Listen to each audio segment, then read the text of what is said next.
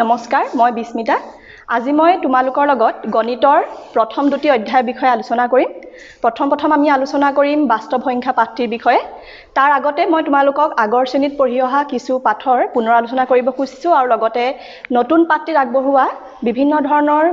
টপিকসমূহৰ বিষয়ে তোমালোকৰ লগত নতুন আভাস দিব খুজিছো এতিয়া প্ৰথম আছে তোমালোকৰ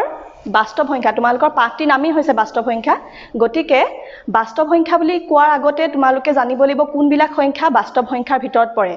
আমাৰ বিভিন্ন ধৰণৰ সংখ্যা কিছুমান আছে যিবিলাক ধৰি লোৱা বাস্তৱ সংখ্যাৰ ভিতৰত থাকে কিন্তু আমি যেতিয়া পাঠটি পঢ়াই থাকিম তেতিয়া যদি মই তোমালোকক কিবা এটা সংখ্যা দি দিও তেতিয়া তোমালোকে যদি সেই সংখ্যাটো বাস্তৱ সংখ্যা হয় নে নহয় গম নোপোৱা তেতিয়া তোমালোকৰ দিগদাৰ হ'ব সেইটো কাৰণে মই তোমালোকক বাস্তৱ সংখ্যাখিনি ক'ৰ পৰা আৰম্ভ হৈছে কেনেকৈ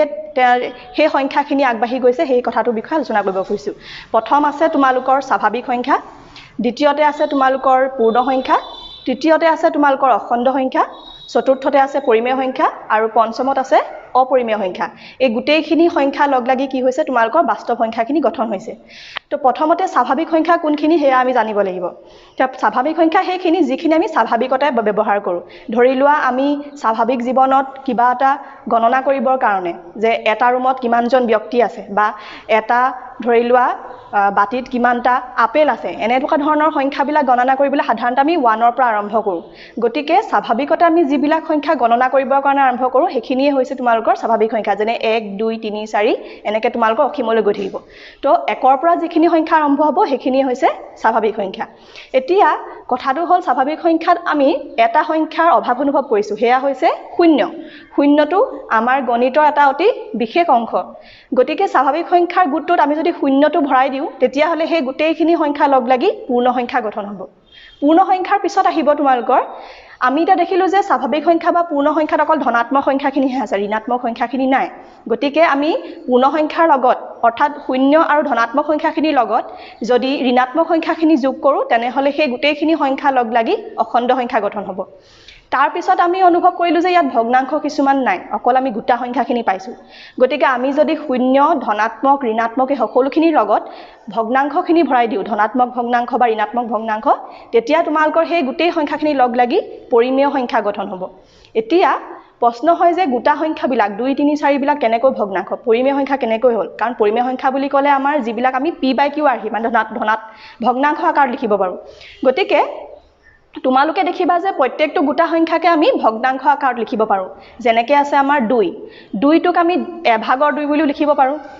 দুভাগৰ 4 বুলি লিখিব পাৰো তিনিভাগৰ 6 বুলি লিখিব পাৰো তেনেকৈ তোমালোকে প্ৰত্যেকটো গোটা সংখ্যাকে ভগ্নাংশ আকাৰত লিখিব পাৰিবা সেই কাৰণে আমাৰ শূন্য যিমানবিলাক ধনাত্মক গোটা সংখ্যা আছে ঋণাত্মক গোটা সংখ্যা আছে আৰু ভগ্নাংশ সেই গোটেইখিনি লগলাগি পৰিমেয় সংখ্যা গঠন হয়